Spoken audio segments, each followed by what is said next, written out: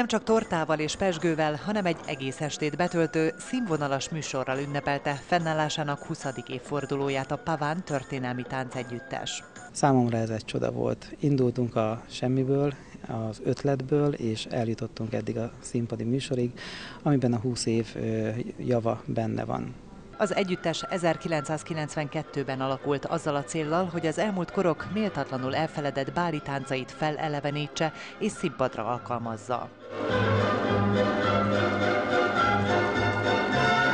A reneszánsz táncoktól kezdve a 20. századig megpróbálunk minden érdekességet műsoron tartani, amiben van valami olyan kuriózum, ami a mai néző számára érdekes lehet. A reneszánsz, a barokk és a kuruckor táncait, valamint a 19. századi európai és magyar báli táncokat korabeli jelmezekben adták elő Lázár György tanítványai. Most sikerült egy olyan légkört teremteni a színpadon, amiből természetesen váltak ki egymás után ezek a táncok, és ezt a gazdagságot, ami a reneszánszban már megvolt, és amit a Gyuri nagyon szépen felkerekített és gazdagított. A gálán nem csak jelenlegi pavántáncosok szerepeltek, meghívást kaptak a régi tagok is, így találkozott a jelen és a múlt egy közös palotást táncolva.